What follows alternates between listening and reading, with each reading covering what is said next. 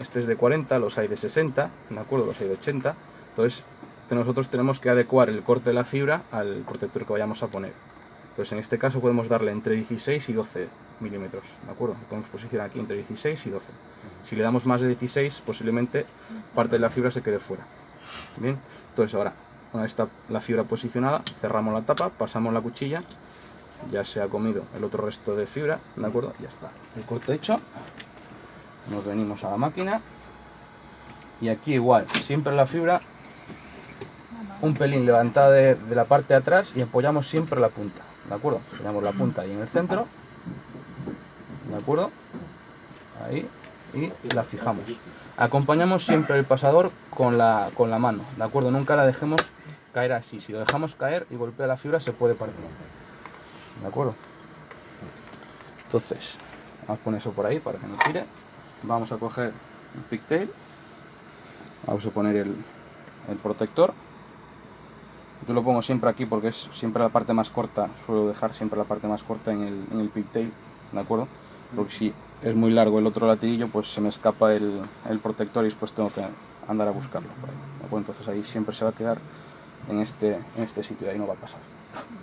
Entonces igual, quitamos la primera capa, quitamos el barniz,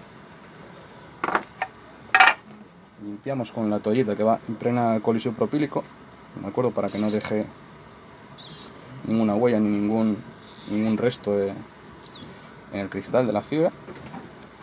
E igual, cogemos, posicionamos ahí la fibra, ¿de acuerdo?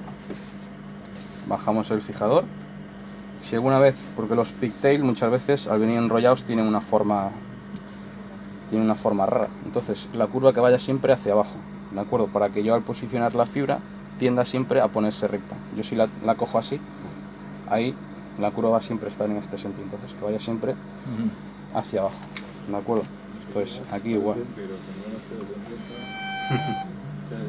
colocamos ahí, bajamos el pasador, cerramos, cortamos y listo. Venimos a la fusionadora, colocamos ahí la fibra, fijamos, ¿de acuerdo? Está un pelín hacia atrás, voy a darle un poco más hacia adelante. Ahí está. Vale, veis que ahí las fibras no se tienen que tocar, ¿de acuerdo? Si una se pone sobre la otra o están muy pegadas, la cámara va a interpretar que están unidas, ¿de acuerdo? Entonces no va a empezar a mover las fibras. Entonces una vez estén posicionadas, al cerrar la tapa, ya la máquina empieza la alineación. Empieza a alinear las fibras automáticamente y cuando están le pega el chispa.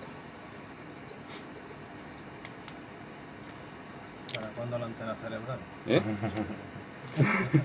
Vamos, quiero decir que todo esto está muy bien, pero digo, o sea, hacéis mucho y más de, me estás diciendo, ¿no? Sí.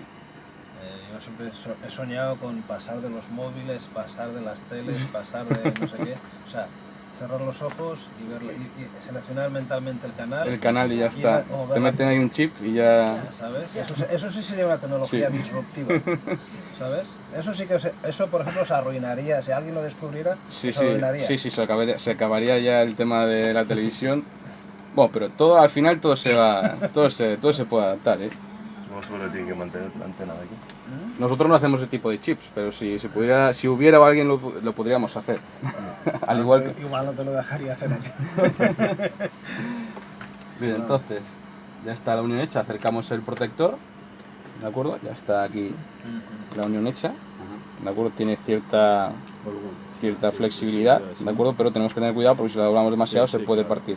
Después, la dureza de la unión, ¿de acuerdo? La robustez de la unión también dependerá de la fusionadora que tengamos, de lo bien que fusione la fibra, ¿de acuerdo?